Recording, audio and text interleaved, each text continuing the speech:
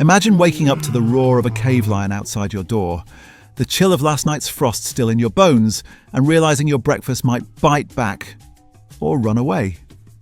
Being a caveman wasn't exactly a wake up, stretch and enjoy breakfast kind of affair.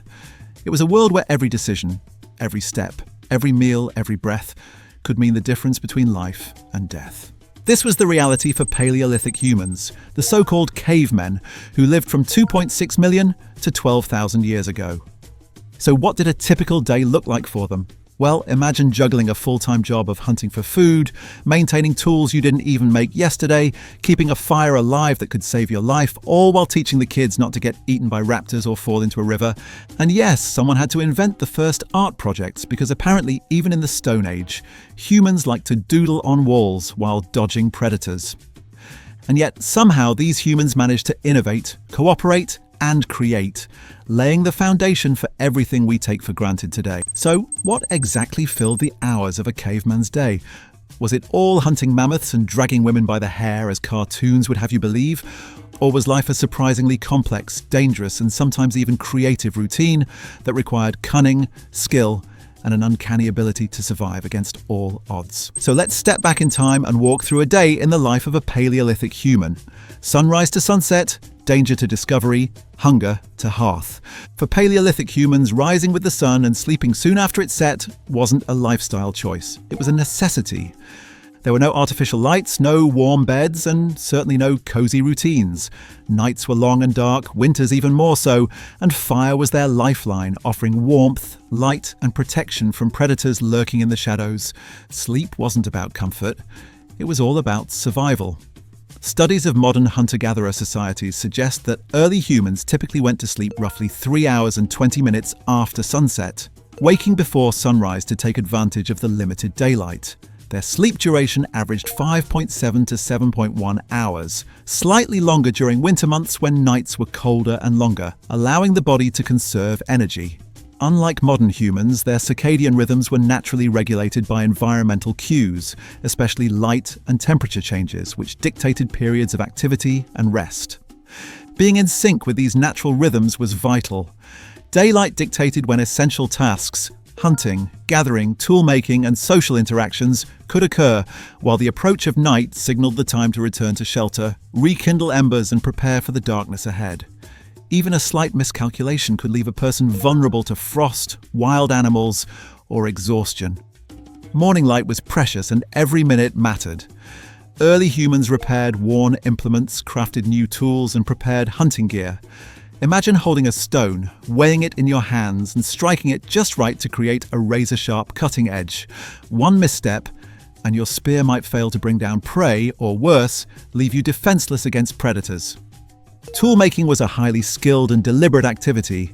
Stone flaking, shaping wooden spears, and creating composite tools required knowledge of materials, precision, and planning. Fire was sometimes used to heat-treat stones, a technique called pyroengineering, which made certain rocks easier to shape and more durable.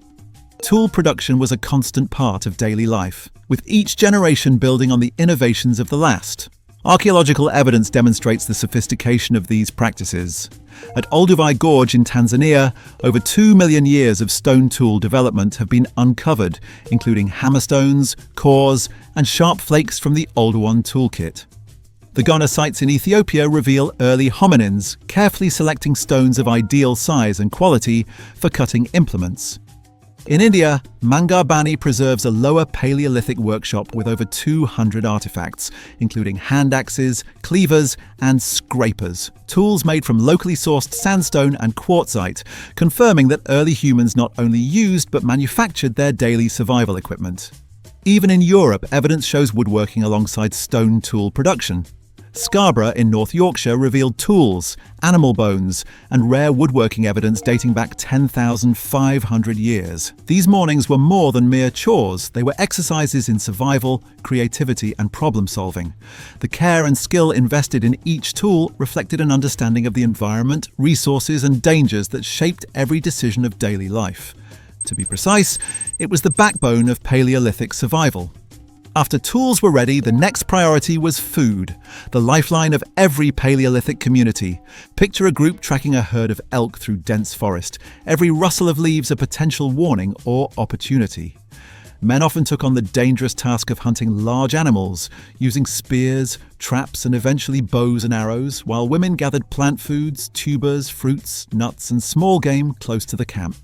But these roles were flexible, adapting to seasonal changes and local resources. Hunting required strategy, coordination, and detailed knowledge of animal behavior. Early humans evolved from opportunistic scavengers to skilled hunters. Archaeological sites such as Boxgrove in England reveal spear-inflicted wounds on horse bones, demonstrating organised hunting by 500,000 years ago. Schöningen in Germany yielded sophisticated wooden spears perfectly balanced for throwing, and by 30,000 years ago, spear throwers enhanced range and power. Star Carr in Yorkshire preserves 195 barbed antler points, indicating highly specialised hunting of red deer, elk, and other animals. Gathering, however, was no less important. Dental calculus studies show Paleolithic humans consumed a wide variety of plants, including leafy greens, seeds, nuts, tubers, and medicinal plants. Seasonal knowledge was crucial. Spring brought fresh greens and eggs, summer berries and small game, autumn nuts, and winter relied on stored foods and hunting larger game. Costa in Illinois, dated to around 9,000 years ago, provides evidence of fishing with bone hooks and nets, demonstrating versatility in acquiring nutrition from rivers and lakes. The Paleolithic diet was surprisingly diverse, often more balanced than that of early agricultural societies. Lean meats, plant foods, fish, eggs, and nuts provided essential calories and nutrients. Survival depended not on chance, but on knowledge, planning, and teamwork. Every meal was a product of ingenuity, an intricate dance between humans, their tools, and the environment. Once the morning's critical tasks were complete, Paleolithic humans enjoyed a rare window for social and creative activities. Unlike our modern, clock-driven lives, their day was structured around survival, but once immediate needs were met, there was space for leisure, learning, and artistic expression. Imagine sitting in a circle near the hearth, the midday sun filtering through an overhang or tent. Children watch adults shape tools, mimic hunting techniques, or try their hand at early forms of art. Finger flutings on cave walls suggest that children actively participated in creating symbolic markings, perhaps learning cultural and practical knowledge simultaneously. These activities weren't trivial. They reinforced social cohesion, transferred skills, and nurtured creativity from a young age. Artistic expression was central to daily life. Cave paintings, such as those at Lascaux and Chauvet-Pont d'Arc in France, contain hundreds of animal depictions, some meticulously planned with scaffolding to reach high surfaces.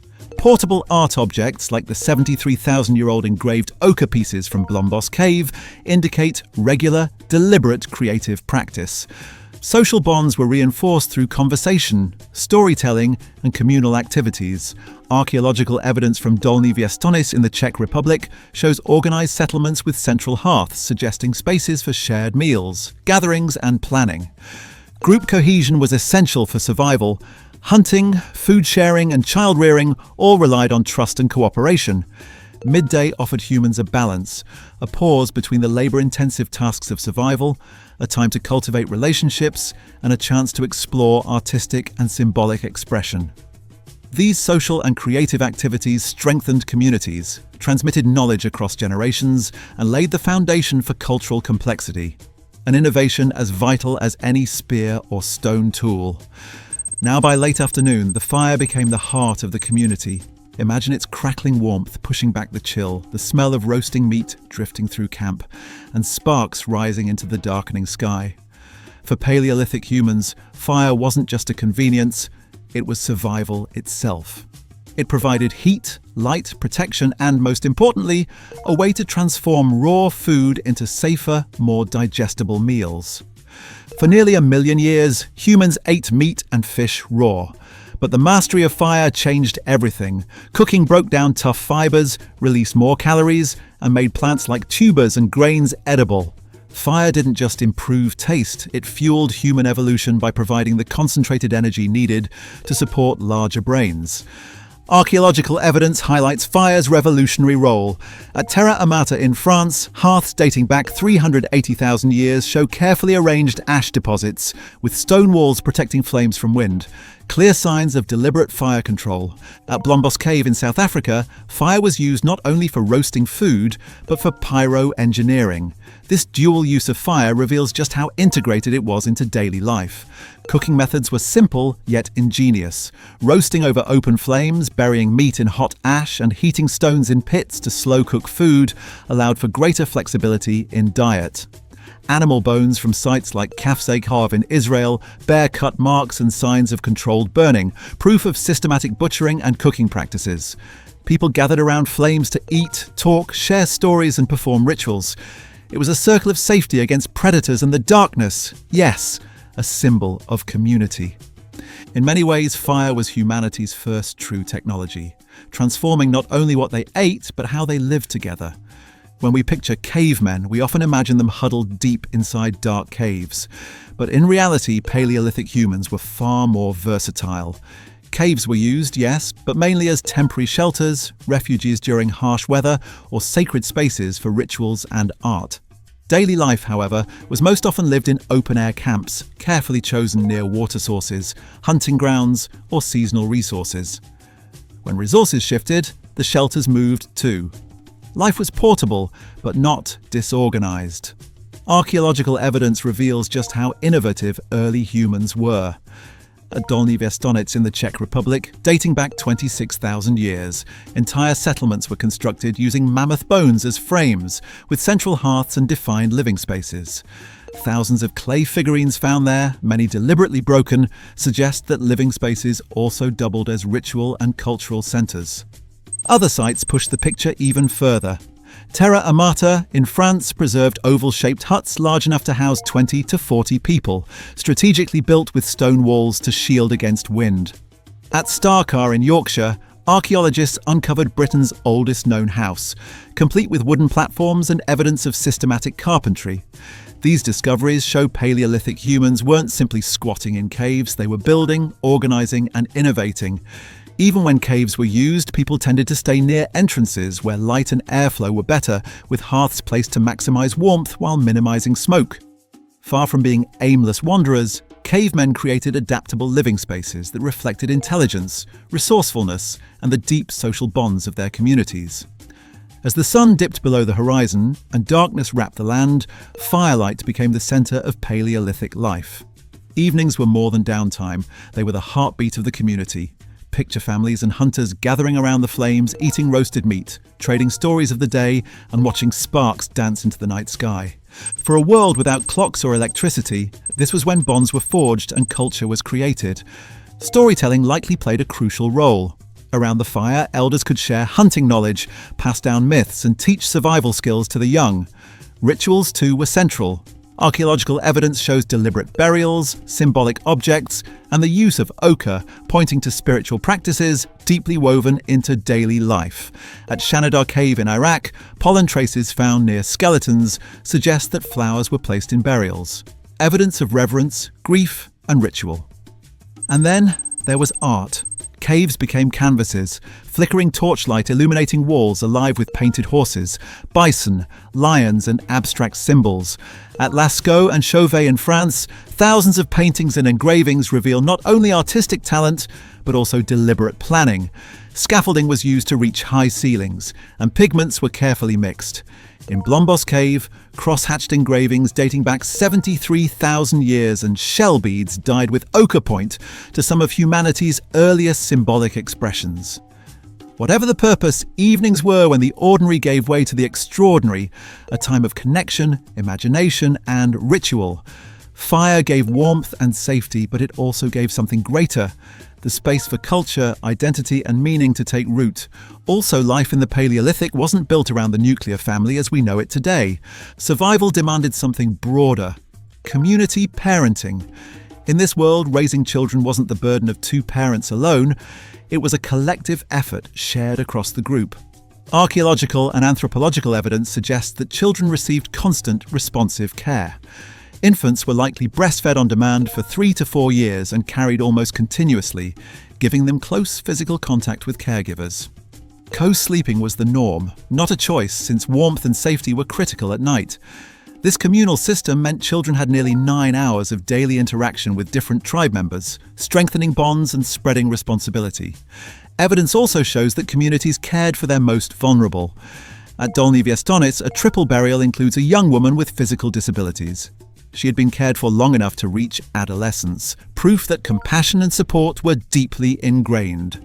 Similarly, at Shanidar Cave in Iraq, the remains of a man with multiple severe injuries, including a withered arm and blindness in one eye, show he lived for years thanks to group support. For Paleolithic humans, staying in one place wasn't an option.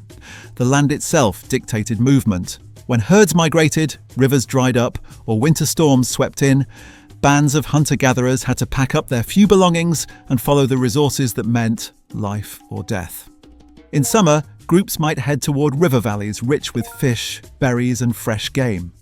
Winter often meant retreating to caves or sheltered areas that could provide protection against snow and freezing winds. Archaeological evidence shows this pattern clearly. Sites like Dolní Věstonice were repeatedly inhabited during colder months, while open-air camps found near rivers and lakes suggest seasonal hunting and gathering grounds. Clothing and fire were essential tools of adaptation. Scrapers and awls uncovered at sites across Europe reveal that Paleolithic people processed animal hides into warm clothing, while hearths, sometimes maintained for months, offered warmth and a centre for social life during harsh seasons. Migration routes also followed water sources and animal movements. Mammoth and reindeer bones clustered at certain sites show that humans skillfully timed their hunts to coincide with herd movements. But adaptation was more than just following animals. People built temporary shelters from wood, bone, and hides, tailored their diet to whatever was available, and developed tools that worked in different climates. These movements weren't random wandering, they were carefully planned strategies that allowed small groups to survive in environments ranging from Ice Age tundras to sun-scorched plains. To the Paleolithic human, home wasn't a fixed place. Home was wherever food, water, and safety could be found, until the season changed and the journey began again. No matter how skillful or cautious Paleolithic humans were, life was always uncertain. A twisted ankle could mean death. A fever could sweep through the camp without warning. Most people never lived past their 30s, and many children never made it out of infancy. And yet, within that fragility, there was strength. Even in the face of brutal conditions, early humans leaned on one another. Death was frequent, but it was met with ritual and meaning. Burials adorned with ochre, beads, or carved ornaments as if to say, this life mattered. So what did a day in the life of a caveman look like? It began with the first light of dawn. Tools in hand, a plan to hunt, gather, or craft. Midday was for food, fire, and social bonds. Evening was for stories, rituals, or scratching images onto cave walls by flickering firelight. And when darkness fell, families huddled close, always listening for the crack of a branch or the roar of a predator, hoping to see another sunrise. It was a life of risk. In the end, a day in the life of a caveman was never guaranteed. Every sunrise was borrowed time, and every sunset was proof they had beaten the odds, at least for one more day.